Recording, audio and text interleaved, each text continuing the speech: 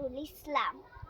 বাবুদের ডাল পুকুরি, হাবুদের ডাল কুকুরি, সেটি বাস করলে তারা বলি থাক একটু তারা।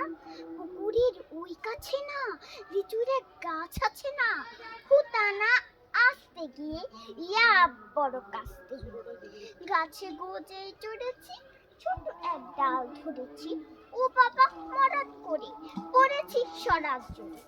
পড়বি পর মালির ঘরে, সে ছিল গাছের আড়ে, ব্যাটা ভাই বড় নচ্ছা, ধুমাধুম গোটা দুচার, দিল খুশি একদম জোশে খুশি।